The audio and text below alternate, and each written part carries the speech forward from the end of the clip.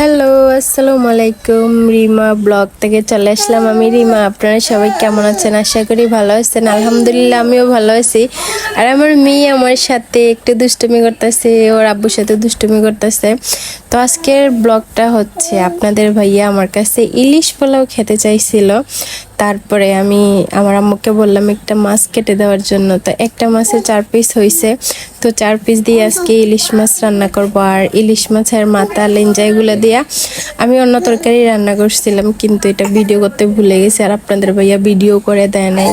আর এই যে এখানে আমি মাছগুলা ভেজে নিছি, মানে একদম কড়কড়া করে বাজি করে নেই, একটু ভাজা করছি, মানে খাইতে যাতে ভালো লাগে।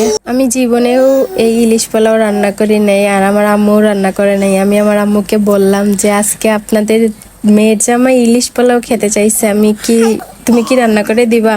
উনি বলছে যে আমি তো রান্না করি নাই, তুমি ইউটিউব দেখে রান্না করে ফেলো। আর এই যে দেখেন আমি ইউটিউব দেখছি, মানে ইউটিউবে যেভাবে দেখাইছে আমি ওইভাবেই রান্না করছি, কিন্তু অনেকগুলো জিনিস আমি দেই নাই, টক দই, তারপরে আরো জিরা টিরা ওইগুলো আমি কিছু দেই নাই, কারণ আমি শুধু আদা আর রসুন দিছি, পেঁয়াজ দিছি আর পেঁয়াজ বেরেস্তা করে রাখছি, এইভাবেই রান্না করছি। জানি না খেতে কেমন লাগবে, কিন্তু খেতে ভালো লাগছে।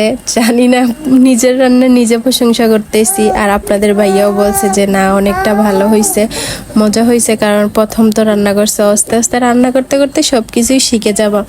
হ্যাঁ, আমি 1 বছরে আমি অনেকগুলা রান্নাই শিখে গেছি, আর অনেক মজার মজার রান্নাও করতে পারি।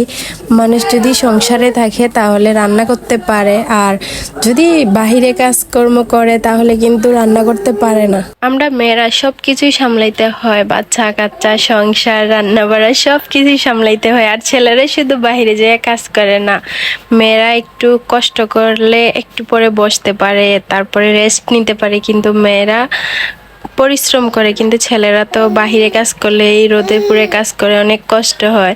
আর এই যে দেখেন আমার মেয়ে, আমি বয়স দিতেছি, ও অনেক করতেছে। মাশাআল্লাহ, আমার মেয়ে কথা বলা শিখতেছে। সবাই আমার মেয়ের জন্য দোয়া করবেন, যাতে আল্লাহকে আরে অনেক অনেক বড় একটা মানুষ করে, ও যাতে ভালো একটা মানুষের মতো মানুষ হয়, ওরে যাতে আমি মানুষ করতে পারি।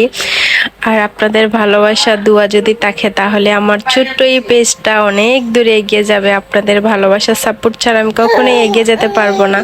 আর এই যে এখানে আমি পেঁয়াজ বেরেস্তা দিয়ে দিতেছি। পেঁয়াজ বেরেস্তা করতে যাইও আমি অনেকগুলো পেঁয়াজ পুড়ে ফেলছি, আবার নতুন করে পেঁয়াজ আমি কাটছি, কেটে বেরেস্তা করছি। কারণ আমার আম্মু আমারে বলে তুমি কি রান্না করতেছো, তুমি আর রান্না আজকে ভালো হইতেছে না। আমি কই নতুন একটা রান্না শিখতেছি, তুমি এমন করতেছো কেন? তো বলছে আচ্ছা সমস্যা নেই, নতুন একটা রান্না করতেছো করো। আর এই যে দেখেন আপনাদের ভাইয়া নামাজ পড়তে গেছিল, নামাজ পড়ে আসার সময় বলতেছে যে আমি তোমার জন্য 2টা ভিডিও করে নিয়ে আসছি। আমি বললাম আমার জন্য? তুমি পেজের জন্য না বলবা? বলতেছে ওই আর কি, একটা তো তোমার পেজ, একটা আমার পেজ। আমি বললাম কেন সবসময় এই কথাটা বলো? আর আসার পরে আপনাদের ভাইয়াকে আমি খাবার দিয়ে দিছি। আর এই যে দেখেন আপনাদের ভাইয়া খাবার খাইতেছে।